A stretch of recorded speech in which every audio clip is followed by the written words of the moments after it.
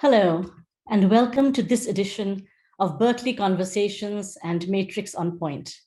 My name is Raka Ray, and I'm the Dean of the Division of Social Sciences. I'm delighted to welcome you today to this panel, The Long History and Present Surge of Anti-Asian Violence. The panel is part of the Social Science Division's Towards a Just Social Science initiative, and it's dedicated to the Asian and Asian American students who asked us to do something that showed that they and their histories of being in this country mattered. As well as to the woman who wrote in response to our call for questions. As an Asian American woman, I'm struggling with how to adjust my day-to-day life. I don't want to live in fear, but I also want to make decisions that are aware of the reality around me. I remember shortly after I arrived in the US myself, hearing about how Vincent Chin, a Chinese American man, was beaten to death in Detroit in 1982 because he was thought to be Japanese at a moment when the US auto industry was being devastated and Japan was being scapegoated for taking away American jobs because Americans were buying Japanese cars. Today, Asians are being verbally and physically assaulted and being spat upon because they are thought to have brought in the Asian virus. The history of scapegoating and threat does not, of course, begin in 2020 or 1982 or even 1942. It is part and parcel of the racial and gendered makeup of the nation. And yet, the Asian American story is not really part of the nation's dominant narrative about race or gender. This panel, then, is not just about the recent horrific attacks on Asians, but it seeks to situate this violence in both the history and the present of this nation's life. It also points to the need for a more integrated and interconnected history of race in America. We have a lot to talk about today, so let me first thank those of you who have submitted questions in advance. We hope to get to those questions after the presentations. We are fortunate to have Dean Michael Liu from the UC Berkeley School of Public Health, who will start us off today. Michael Liu is the current dean of the Berkeley School of Public Health. He's a 1992 graduate of the UC Berkeley UCSF Joint Medical Program. He has a deep-rooted passion for health equity and social justice and has dedicated his research to the development, testing, and translation of a new theory on origins of maternal and child health disparities. He has recently written a personal account on his own lived experience with anti-Asian racism, which is on the Berkeley website, and I really encourage you to read it. Let me turn it over to Michael Liu. Thank you so much, Raka. Thank you for organizing this event. I just want to take a moment to thank so many of you who have written me since my letter was published. So many of our AAPI friends and colleagues who have spoken up, some for the first time, to share your experience of racism. So many of our non-AAPI friends and colleagues who have spoken up to express your support and solidarity. I can't tell you how much that has meant to me and to so many of us in the AAPI community who have been feeling invisible for much of our lives. Invisible because our history isn't taught in the schools, our stories aren't told in the media, our contributions often go unrecognized, our struggles, our pains often go unnoticed. So I'm really glad we're having this discussion tonight, right here at the Berkeley campus, where the Asian American movement started more than 50 years ago, to lift that veil of invisibility, to tell our stories, to make our voices heard. And to get us started, we have invited three amazing AAPI scholars who will give their remarks in this order. Professor Russell Jeung is Professor of Asian American Studies at the San Francisco State University. He received his PhD from Berkeley Sociology Department in 2000, and his research interests include sociology of race, sociology of religion, and social movements. In 2020, he founded Stop AAPI Hate, a reporting center that tracks and responds to incidents of hate, violence, harassment, discrimination, shunning, and child bullying against Asian Americans and Pacific Islanders in the United States. He will be followed by Professor Kimberly Hoang, is an associate professor of sociology and college and the director of the global studies at the University of Chicago.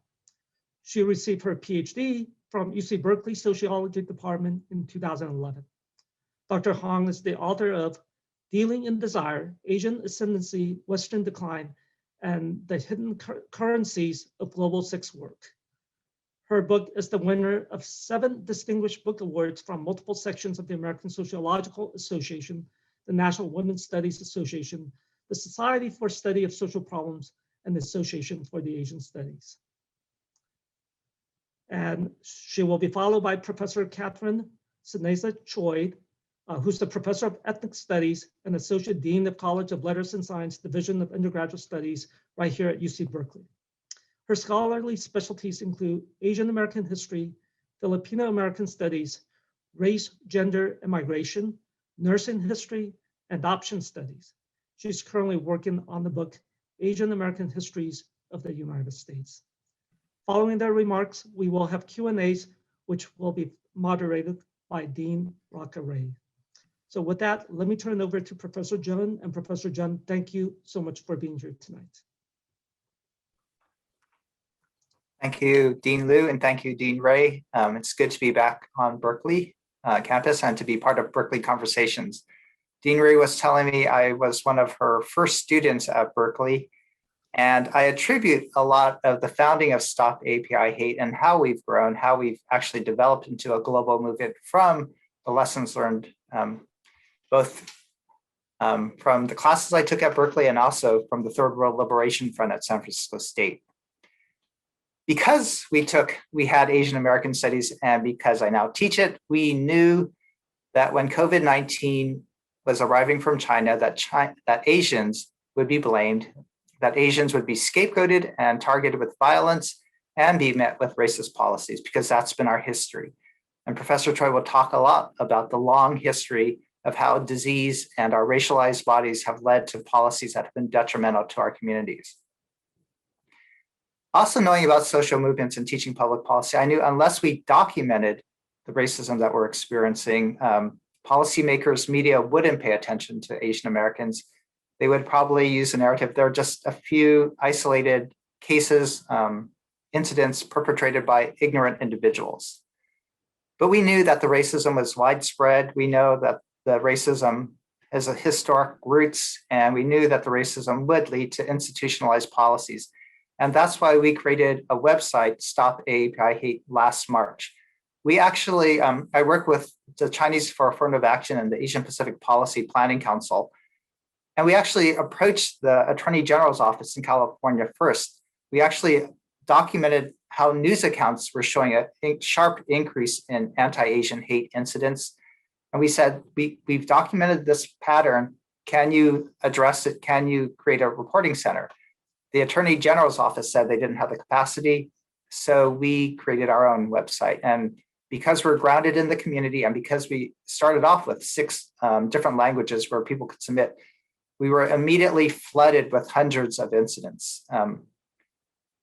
And sadly, as I've read, we have now well over 7,000 incidents. I've read time and time again these self-reported accounts of Asian Americans sharing what they've gone through. I knew how harrowing these incidents are, how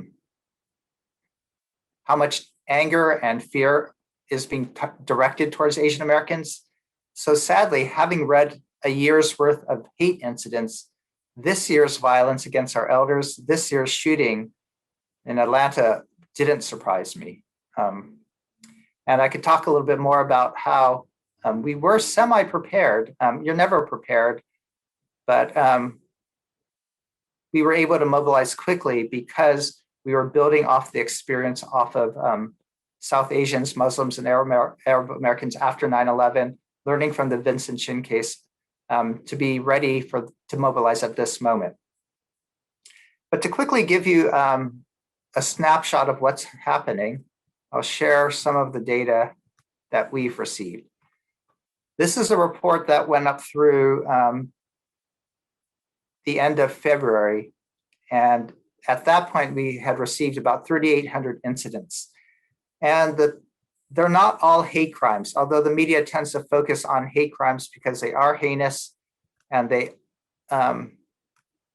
deserve addressing.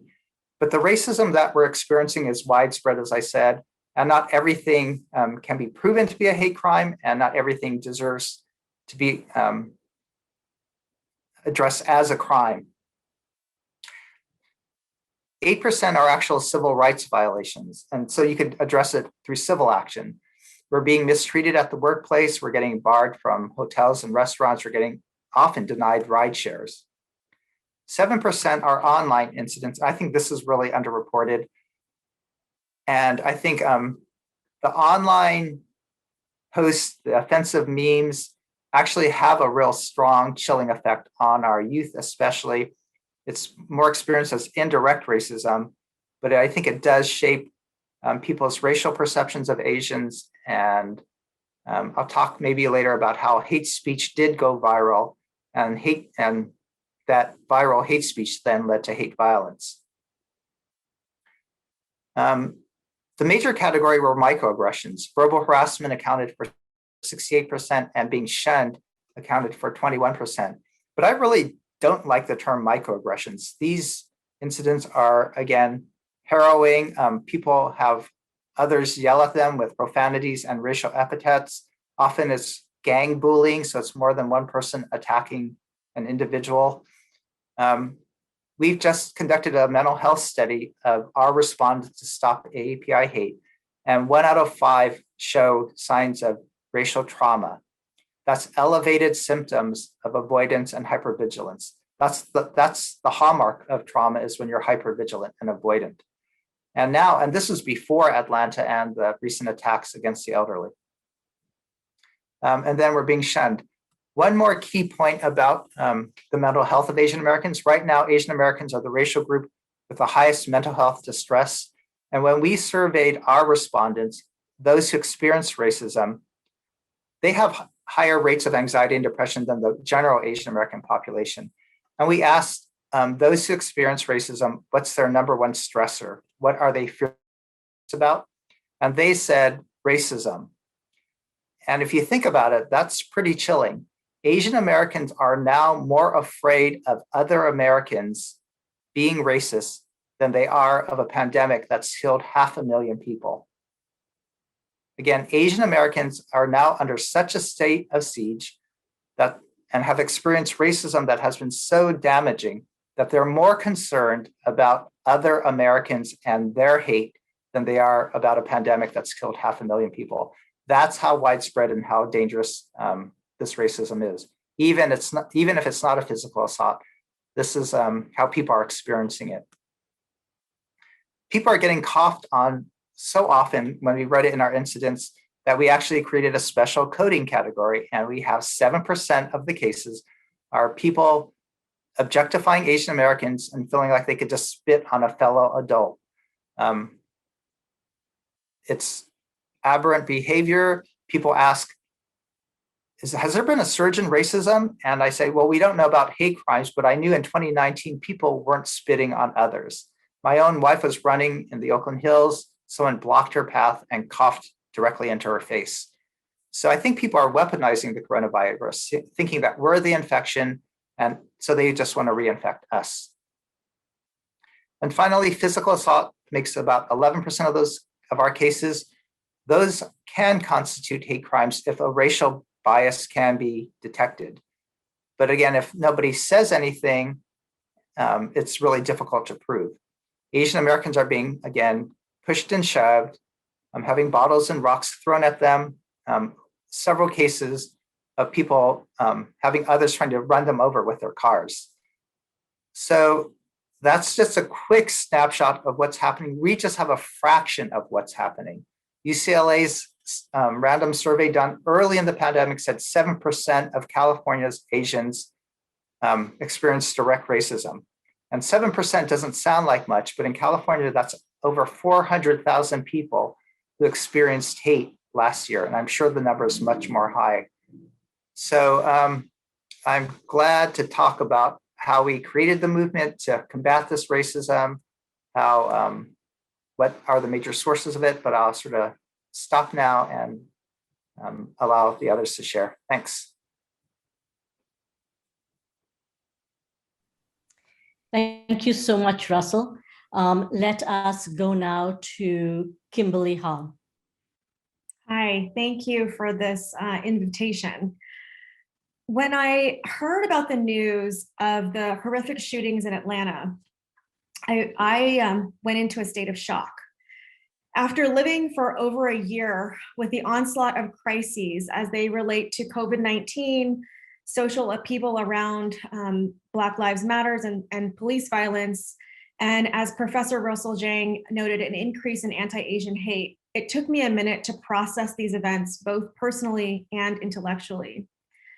In fact, when I received the invitation to be among all of you this evening, my first inclination was to say no. I was numb and at a loss for words. But I realized the gravity of this issue as my fellow sociologist, Hae-Yin Chu, reminded me at an event held at the University of Chicago this week that this is an American story. The story has so many layers to it that even intersectionality as a concept falls short. The lives of Soon-Chun Park, Hyun Jung Grant, Sun Cha Kim, Yang Ai-yu, Deliana Ashley Yan, Paul Andre Michaels, Xiao Jie Tan, Dao Yu Fang demonstrate the ways that racism, sexism, gun violence, policing, and moral purity in debates around sex work and sex trafficking, a rise in anti-Asian sentiments as a result of Trump's dangerous rhetoric, and in a context of American anxieties around the economic rise of China, class divides within the Asian American community, and the precariousness of immigrant businesses who straddle a space between the formal and informal economy, all collide here on the shootings in Atlanta. I'm inspired by the rapid mobilization of many of my colleagues who've spoken out in the media to help educate the public on how to think through the complex layers of these events. Watching people like Grace Kao, Jennifer Lee, Elena Shi, and Millian Kang, among many others, speak out against the rise of anti-Asian violence and the precarity of sex workers was heartening. Yet I couldn't help but feel that all of us are constrained by a broader media that simply refuses to allow experts within the community to name and define these events as a hate crime. Even more problematic was how challenging it was for the media to grapple with the multiple issues that intersect at this shooting. At the same time, as the daughter of working class immigrant entrepreneurs, I can't help but think of the dangerous ways that different groups have capitalized on this crisis to mobilize a movement around their own agendas, which existed prior to these events. For example, in the minutes after these events, opportunistic sex trafficking advocates advanced problematic narratives that these massage parlors were sites of prostitution and sex trafficking. This narrative, based not on data, but on stereotypes, seeks to criminalize immigrant-owned businesses, making them targets of law enforcement officers. And it's precisely these stereotypes that allowed Captain Jay Baker of the Cherokee County Sheriff's Office to refer to a murderer who killed 8 people as someone who was simply having a bad day. But just as human trafficking advocates were mobilizing around this issue, sex worker rights advocates also seized on this moment by calling attention to sex workers' precarity and advocating for their legal protections and basic human rights. But it's in this moment that I can't help but ruminate on Professor Rosel Pereña's reflection that just because the assailant referred to them as sex workers does not mean that we should. Pereñas argues that we should refer to this group of women as sexualized workers and not sex workers because it's this sexualization that got them killed in the first place by a self-proclaimed sex addict. Calling them sex workers, she argues, perpetuates their gendered racialization. And since this event is hosted by a university, I'd like to end my comment with one last remark addressed to my academic colleagues. Professor Pereña's thoughtful and careful words here remind me of the importance of nuance. Naming, contextualizing, and historicizing here is just as important as the call for attention to intersectionality. Our failure as an academic community to account for the many layers is a consequence of a move across all disciplines to privilege positivism and marginalize nuance. This is reflected in the work by a sociologist whose work I actually like and respect greatly, Kieran Healy, who published a piece in Sociological Theory literally titled "Fuck Nuance." Healy argues that free-floating calls for nuance, unconstrained by rules of method or logic, inhibit the process of abstraction that makes theory valuable. This argument is a call for universal theorizing, with whiteness at the center veiled as nuance traps. But these nuance traps, I would argue, are precisely the analytical tools that we need in this very moment. Work carried out in marginalized ethnic studies departments have been met with strong efforts to discipline it across all of our fields. This is detrimental intellectually and inhibits our ability to adopt an intersectional approach in a public space. I think we must move away from the media's approach to narrating the story and the ways that opportunists have seized this moment to remember that at the heart of these shootings is an intelligent public starved for depth and in understanding a group of women who were immigrant entrepreneurs, low-wage workers employed past their retirement age, single mothers, and real people whose lives and families are forever broken as a result of these devastating events. Thank you. Thank you so much, Kimberly. And now let's turn it over to where is she? Kathy Choy. Kathy.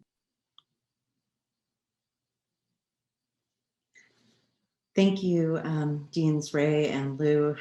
It's a pleasure to be here, although I wish the circumstances were different. The history of anti-Asian violence in the US is over 150 years old. It is part of the history of racial violence in the United States, yet it is not well known. It is marginalized, if not erased, and overshadowed by popular mythical images of Asian Americans as a monolithic model minority. Key examples of this long history of anti-Asian violence go back to the second half of the 19th century. In 1871, a mob of over 500 people lynched 17 Chinese immigrant men in the Chinese Massacre of Los Angeles. In the 1885 Rock Springs Massacre in Wyoming, 28 Chinese workers were killed, their homes set on fire. These events were not exceptional. In 1885 and 1886, over 168 communities in the US West expelled their Chinese residents, united in their vehemence that the Chinese must go. Accompanying this violence was the portrayal of the Chinese as a ruin to white labor and as disease carriers. Once one group is vilified for economic competition or disease, for example, it becomes easier to target other groups. And we see this powerfully and painfully in the histories of South Asians being expelled from Bellingham, Washington in 1907, of Koreans being driven out of Hemet, California in 1913, of Filipinos being targeted for shootings, stabbings, and beatings in the 1920s and the 1930s in multiple places in California, such as Exeter and Watsonville. Americans suspected Japanese immigrants of carrying bubonic plague, and Filipino bodies were referred to as incubators of leprosy. During World War II, although Asian Americans served in the US Armed Forces, and although some Asian American women worked as Rosie the Riveters in the Richmond shipyards, for example, which is not too far from our Berkeley campus, Japanese Americans were racialized as the enemy of their own country. We must remember that in 1942, Approximately 120,000 Japanese Americans were forcibly relocated and incarcerated in internment camps without due process. Anti-Asian violence persists in the second half of the 20th century, despite gains in education, social services, and arts during the Asian American movement for social justice. It is a violence that continues to be associated with intersectional, racial, class, and gendered scapegoating. In 1982, Vincent Chin, a Chinese American, was blamed for Japan's automobile competition and murdered in Detroit, Michigan. In 1996, Vietnamese American Chen Minh Lee was murdered in Tustin, California. One of the perpetrators referred to him as a quote unquote Jap. In 1999, Joseph Aleto, a Filipino American postal worker, was murdered because he was not white and he was wearing a US government uniform. In the months after 9/11, violence against South Asian, Middle Eastern, and Muslim communities in the United States surged. Racism and misogyny intersect, and my motivation for speaking out in the media after the Atlanta murders stemmed from my own research in my first book, Empire of Care, on the history of Filipino nurses in the United States. I researched a mass murder case of involving 8 student nurses, including 2 Filipino exchange nurses who were murdered in Chicago in the 1960s. And I observed from that case how the attention to these women's lives was so overshadowed by the incredible attention given to the male perpetrator. It is so important that we listen to the voices of Asian American women who spoke out recently, saying that one cannot divorce racism from sexism.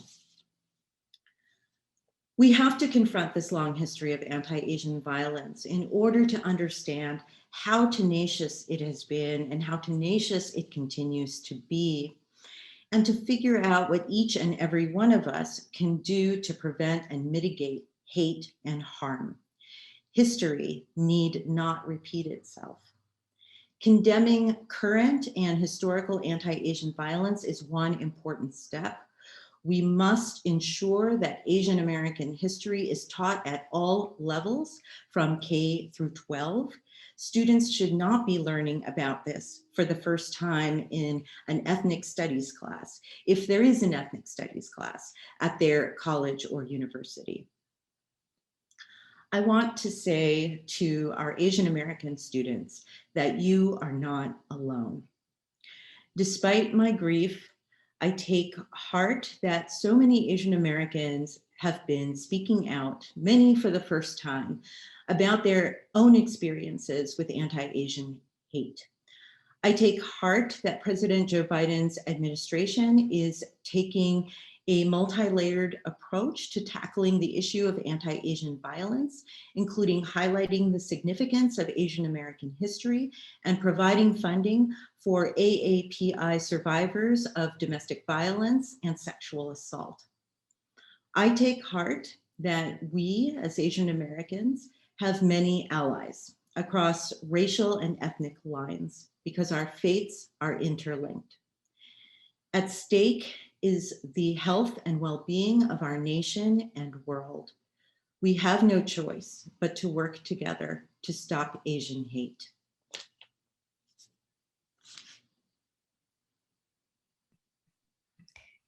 Kathy, thank you so much. Russell and Kimberly, if you would put your cameras on as well as your mics on, that would be great. Thank you all for these difficult and important words that you have spoken today.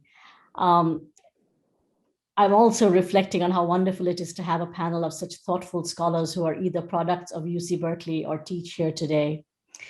But to begin, I want to ask a question that has been much on my mind and to which several of the questions submitted allude. And this is really what I think of it. I'm going to say it in my own language. I think of it as sort of the pernicious effects of the model minority myth, and the way in which it has, propagating that myth has resulted in a very complex relationship with other ethnic groups. Any of you want to sort of take that on, to start with that?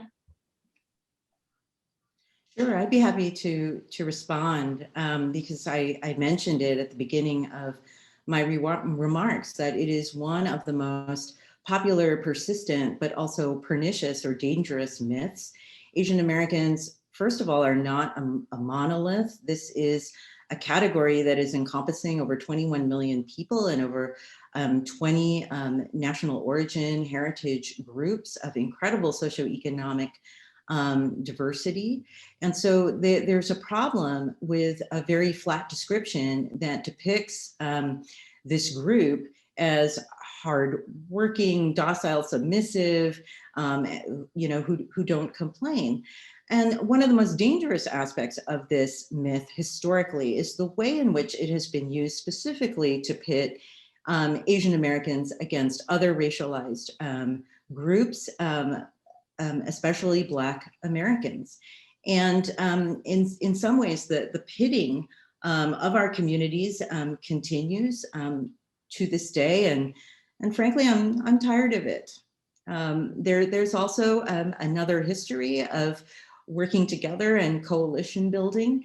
And I wish that history would also get more attention. I can follow Professor Choy's. It's true the model minority stereotype masks a lot of inequalities and inequities within the Asian American community disparities, and it does drive a wedge between us and other racial groups. But what I'm finding is that as Asian Americans, we're either insiders or outsiders, right, to the American nation. And when we're considered insiders, this is how we're racialized. We're the model minority. But in times of war, times of pandemic, and times of economic downturn, like Dr. Choy said, we're more the perpetual foreigner as outsiders. And I think this is the stereotype that is much more operational at the moment. In our incidents, time and time again, people are telling us, go back to China, you effing chink. You don't belong here. So it's not like we hate you because you're so smart. It's we hate you because you don't belong. We're coughing and spitting at you because you're an outsider. We're objectifying you because you're a hypersexualized object to us. That's how we're being treated interpersonally, and that's the policies that are being enacted. Last year, the Trump administration cut Chinese scientists and researchers, cut H-1B visas, cut refugee resettlement, banned migration visas, right? These are all exclusionary policies disproportionately impacting Asian Americans as outsiders. So I think Berkeley types complain a lot about the model minority, but limited English-speaking immigrants experience a lot more are being mistreated as perpetual foreigners. If you have an accent, you get mistreated a lot more harshly. If you look different, if you don't fit in, I think it's much more hard. And again, 80% of the community are immigrants. And I think people who complain, or we scholars who often highlight the model minority, I think that's what scholars experience. But really, I think for a lot of working class Asian Americans, again, immigrants, they experience a perpetual foreigner stereotype a lot more. And I think that's what's much more operative, much more insidious, and actually killing us at the moment. So I would really, I actually would really want Asian American scholars to highlight that issue a lot more than the model minority. And I think it's because of our own position as academics that we I don't know, we just seem to talk a lot more about the model minority than the perpetual foreigner. Thank you. That's a very, very good lesson to learn. Thank you for sharing that, Russell and Kathy. Kimberly, I want to turn to you because in your work, you talk, in your first book, you've talked so much about the ways in which race and gender combine to produce particular forms of fetishization and eroticization, and correspondingly particular forms of gendered violence. Can you just talk us through that a little bit more? It's something that I've been reflecting a lot on in the past couple of days, because on the one hand, and this is why I mentioned that it's so important to also think about class divides within the Asian American community, as both Professor Choy and Jeung mentioned today. And the reason why I think about this is that, for Asian American women in particular, there are class divides, and there is a way in which, I've just been thinking about this, that, the way in which Asian American women, period, are stereotyped as either hypersexual, docile, or submissive. A lot of that is exacerbated among a group of women who were working in these massage parlors. And that's where I think this class divide is quite dangerous. As the days unfolded afterwards, we started to learn about the age of the women and the kind of work they were doing. And many people who've, gone to Korean nail salons or dry cleaners or Korean spas can differentiate between these sites of, immigrant businesses versus that are doing, engage in legitimate activity versus those that might be operating as disguised brothels. And I don't think we're ever going to know whether the women were sex workers or not, but I think that's besides the point. Yeah. But it's very dangerous. But I also think that just as, folks had mentioned earlier, the Asian community is so diverse, and I almost feel like in an Asian American community that it's a bimodal distribution across class, and probably one where the class divide is huge. And so while we're all thinking about this moment and all thinking about the ways in which Asian American women's bodies are hypersexualized in all spaces, I think for this group of women in particular, it's even more, I'm at a loss of word. Dramatic, that's not even the right word, but the consequences are far more serious, as we witnessed. Yeah. And Russell, your data shows that in fact women are being attacked twice as often as men. Can you elaborate on that at all? Yeah, it's clear this has been a consistent trend that we've noticed from the very beginning, that women are harassed 2.3 times more than men, that girls are bullied 2.3 times more than boys, and that people are attacking whom they think are vulnerable. So I think men have always harassed Asian women, and they're just using COVID-19 as a rationale at this moment. And other vulnerable populations like the elderly and young people are also attacked more often. So I think that's how bullies in general operate. They pick on whom they think are weaker. And this gendered intersectional oppression is pretty apparent in our data. Thank you. So we've talked about foreignness, and that has been such a hallmark of sort of the Asian American experience. And you're all educators and researchers. How do we begin to change the narrative about Asian American history in the United States? It's a huge question, I know, but even little ways. I think that there's a wonderful line from the poet Muriel Rukeyser that I like a lot that says, "The universe is made up of stories, not of atoms." And I use it because stories are the way we make sense of the world. And so I think, Kimberly, you were talking about, theory and not wanting to deal with nuance, but it's also about how we tell these stories that through the telling of stories that we can truly understand lives and difference and these sort of interconnected histories. So what are ways that you have in your own research and teaching thought about how you can begin to shift the narrative away from this foreignness?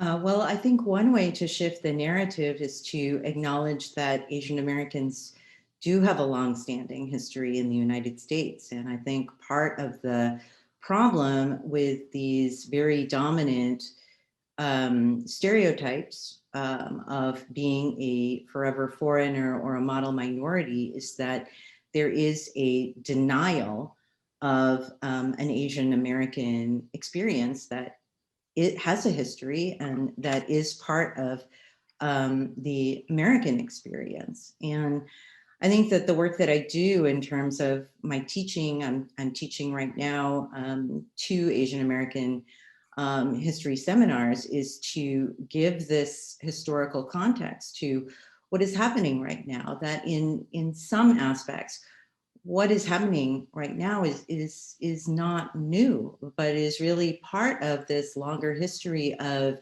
racialized and gendered and classed scapegoating.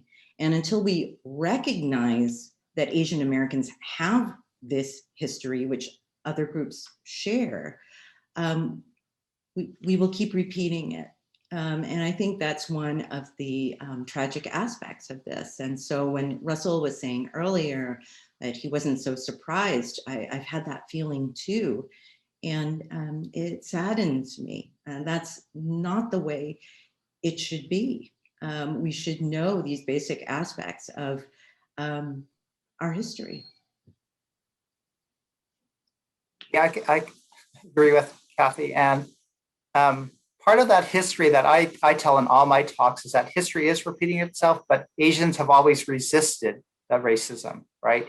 So in Chinese exclusion, we engaged in mass civil disobedience. After Japanese American incarceration, we got redress and reparations. Now Muslims, South Asians, Arab Americans are winning political office after Islamophobia.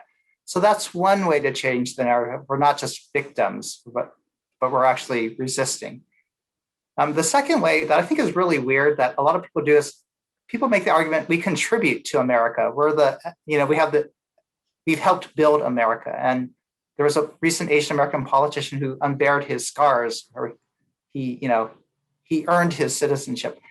And I actually don't like that narrative because it just seems like you shouldn't earn citizenship to keep people from spitting at you. You shouldn't have to merit belonging. And so I want to undermine that narrative. But the third thing I think is that in terms of that foreignness, I actually claim our foreignness. This is another sort of shift that rather than saying we belong here, we're really American, I'd rather stay foreign to a lot of things that are American.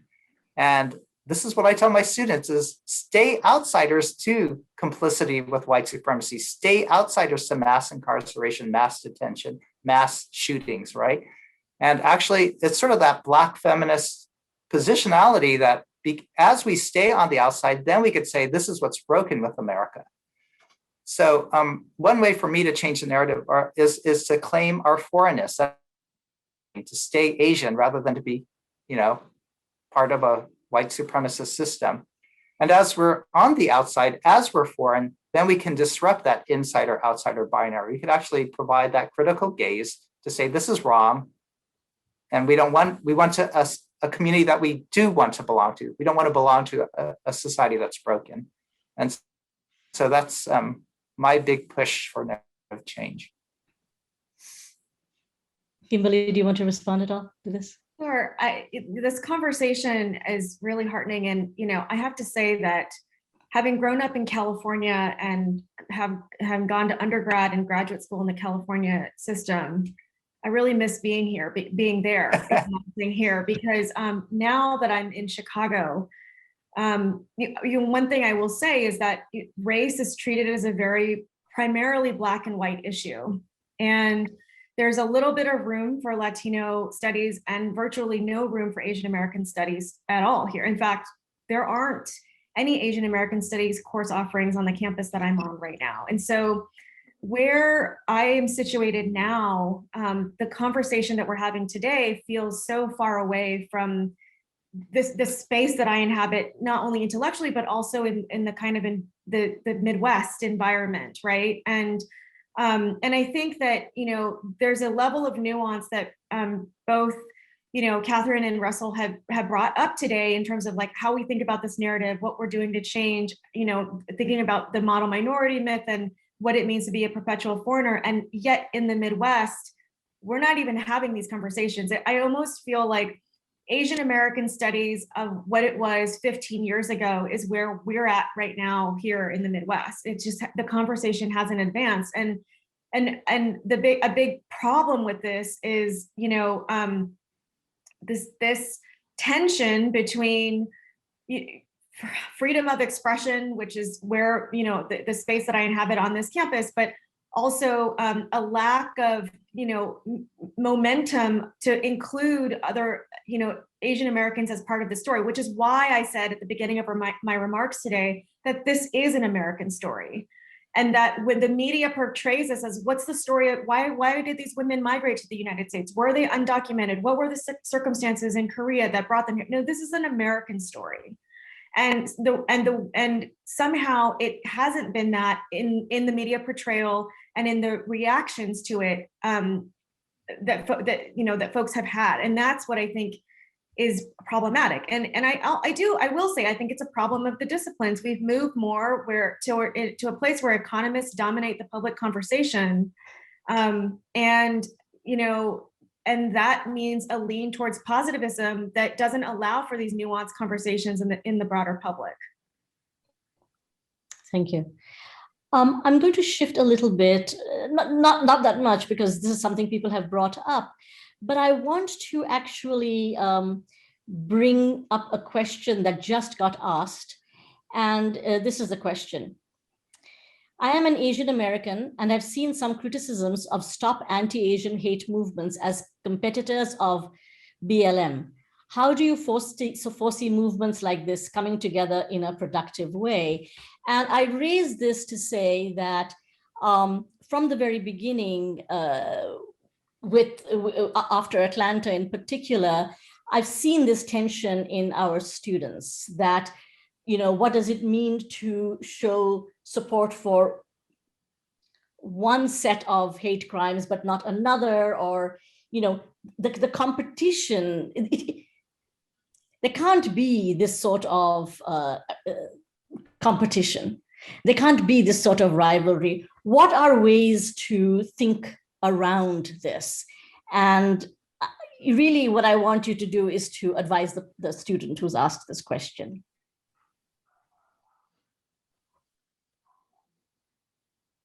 Russell, I'm going to ask you because you're the one who's most directly involved with social movements. Right, and so I think Asian Americans are in an identity crisis, right? Because when George Floyd was killed and we saw Total, the Hmong American, holding back the crowds, and we thought, uh-oh, an Asian American officer is complicit with white supremacy. And because we can't distance ourselves from a collective identity with fellow Asians, we saw ourselves in that scene. And again, what's problematic, like Kimberly said, is that America is mostly a white-black binary. That's how race relations is discussed. And since Asians are neither white nor black, we're omitted, invisibilized, and don't know where we fit in the racial hierarchy. But where we do fit in is on that insider-outsider binary that Kathy and I were talking about. And so the way I talk about it is that they're both forms of racism. We're just racialized differently. And as Asian Americans combat that insider-outsider binary, we're partnering with Black Lives Matter in disrupting the white-black binary. And we're both trying to dismantle white supremacy overall, but at different fronts. And so I think there's rooms to combat racism on all levels. And I don't think it's a competition. I think we're partnering to because racism is so widespread. And again, these narratives are so insidious that it takes a lot of work. And so the question of allyship, though, is really difficult because some people feel like, are we decentering Black Lives Matter? And I don't think that's an issue either. I think the more Asian Americans actually center their own grief and pain at the moment, then they could have empathy for others who are also similarly racially profiled. I think the Asian American movement to quickly turn away and say, oh no, they play the oppression Olympics. Actually, I thought about this quickly. People do play the oppression Olympics because race is a comparative social structure, right? The only way to think about race really is to compare ourselves to others. So for me, playing the oppression Olympics is actually the way we understand race. It's always in relationship to other groups. So we can't, it's hard not to do. So I don't blame people for playing the game, but sometimes we have to center the Asian American experience so that we could better empathize with others. Yeah, I wanted to add to that. I don't think it's an either or thing, that there is space for Black Lives Matter and for Stop Asian Hate. And that the history I was alluding to earlier about, there's a history of allyship also, of Black Americans historically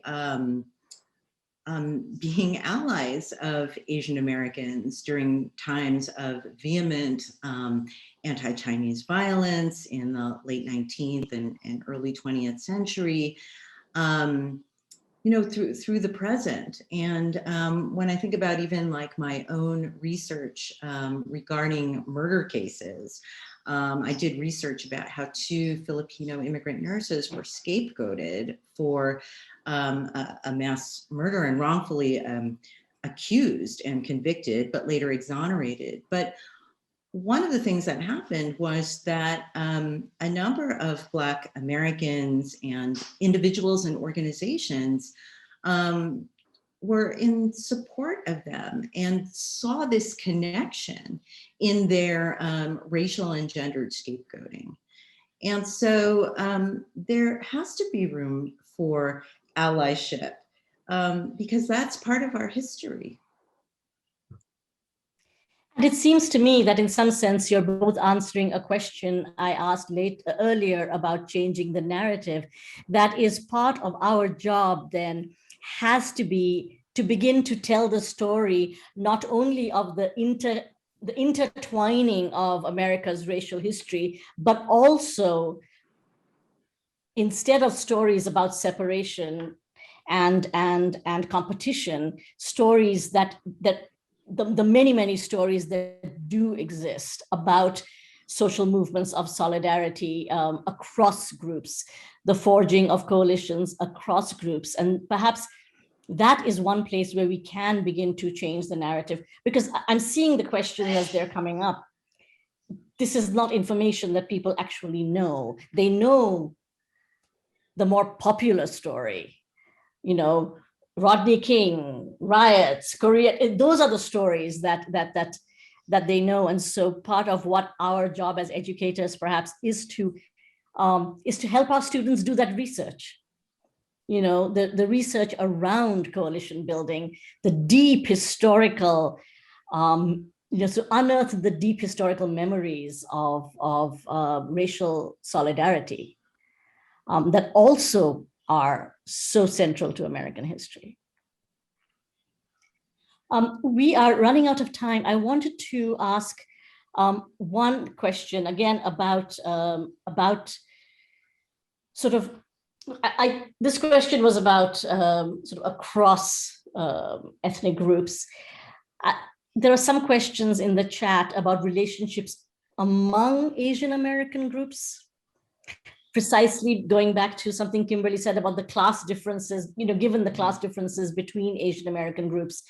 You know, just talk a little bit about how you see the task of bringing, you know, thinking about the diversity within the Asian American population as perhaps blocking a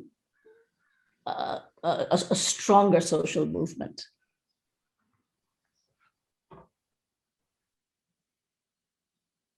I can say something there. I mean, I've been reflecting a lot after the Capitol insurrection about the real divides within the Asian American community, particularly around Trump. And I would just say that, you know, on the one hand, while I agree that it's important to recognize narratives of solidarity, it's also I feel like I'm walking into hot water saying this, but I'm going to go there. I think it's also important to recognize moments like racial tension across groups. And I say this because I did, when I was a graduate student at Berkeley, I did a study on, Vietnamese nail salons in Orange County and San Jose or the Bay Area. And I remember thinking about kind of the racism within Asian American communities against other groups. So that's, and within the Vietnamese American community, there's a huge number of Trump supporters that have emerged that were at the Capitol insurrections, and that exists there too. And so, on the one hand, I feel like those narratives of solidarity are really important, but I also feel like we can't get there until we reconcile what is at heart at these tensions and these differences, and sort of unpack them in a deeper way. Thank you so much. Any last words, Kathy?